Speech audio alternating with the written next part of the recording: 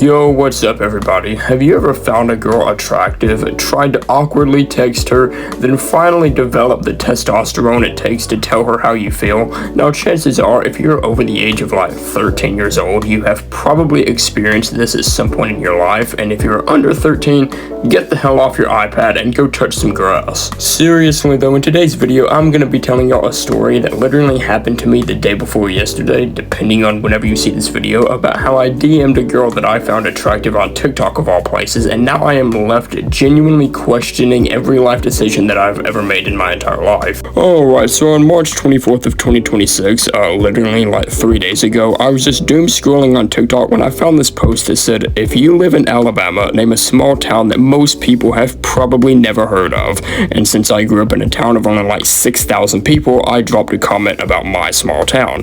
I then put my phone down and didn't really think about anything after that. However, that was until just a couple hours later when someone replied to my comment. She said that her name had a long history in my small town, and she asked if I knew any of her family, which I didn't, but I do think that my grandmother delivered her family's mail. That's really besides the point though. Now, since my hormones are peaking higher than the Burj Khalifa at the ripe age of 18, I immediately viewed her profile. What do you know? She's 18 years old as well.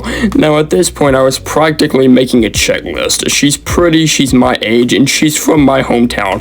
That's all I needed to know to go ahead and look for engagement rings on Amazon. Seriously though, after that we very awkwardly talked in the TikTok comment section about families and such, and even though I could tell that she wasn't really interested in me, I still wanted to shoot my shot.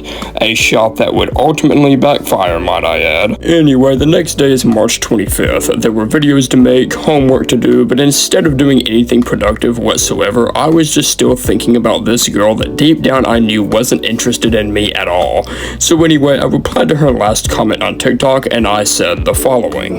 That's honestly so cool. I'd love to stay in touch if you wouldn't mind. I homeschool, so I don't know that many younger people around there now. I mainly only know the people my grandparents are friends with. First of all, saying that I don't know that many people in the town that I've grown up in my whole life doesn't really sound very convincing, but hey, I am being honest about that. Anyway, I did convince her to follow me on TikTok and I DM'd her. We talked for a few minutes, and when I said that her replies were dry as hell, they were dry as hell. I mean, I don't think that the Sahara Desert is as dry as her replies. It was like I would type out a decent-sized paragraph about family and small towns, and she'd reply with, "Ah, okay."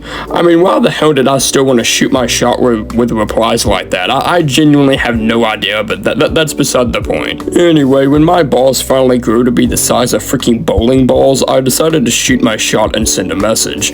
I'm not gonna lie, I am so antisocial that I genuinely had no idea how to send a message without sounding like a creepy old man. So what did I do? I asked ChatGPT for advice. Yeah, that was mistake number one, because the answer it gave would have probably gotten me blocked immediately.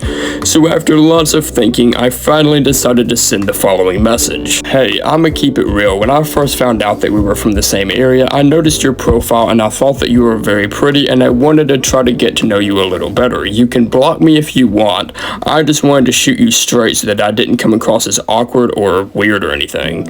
Now, did I sound confident? Absolutely not. Did I do enough to not get blocked? Let's hope so. Now, after clicking the send button and wanting to throw my phone out the window, I waited a few minutes and she finally responded with the following. No, you're fine. Thank you for the compliment. Yeah, and that's all, folks. Seriously though, just in case you're wondering why I keep saying that the whole situation backfired, it's because I just know that I'm about to become the laughing stock of a group chat, and because I'm seriously questioning every decision that I've ever made after reading back over the conversations between us. If nothing else though, I did learn a couple of things from this experience. First of all, it's probably not a good idea to try to find your soulmate in a TikTok comment section, and secondly, use just a tiny bit of common sense when talking to a girl.